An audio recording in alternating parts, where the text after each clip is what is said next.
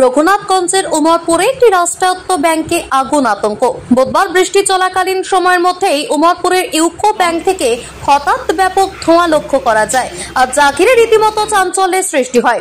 আগুন আতঙ্ক ছড়াতেই খবর পেয়ে ঘটনাস্থলে পৌঁছয় দমকলের 2টি ইঞ্জিন, পাশাপাশি এসে পৌঁছয় রঘুনাথগঞ্জ থানার পুলিশ। যদিও কেন এবং কিভাবে ধোঁয়া দেখা গেল ইউকো ব্যাংকে তা এখনো স্পষ্ট নয়।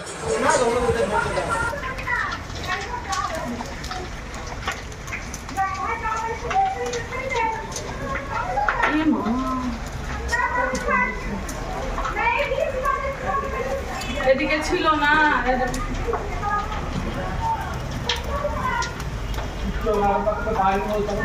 ভাঙাভাঙি করলে আরো বেশি ইয়ে হয়ে যাবে দমকল।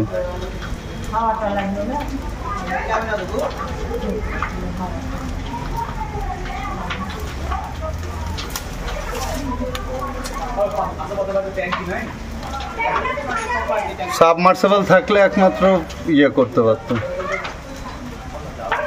ব্যাংকেরও ফায়ার সেফটি কিছু নাই।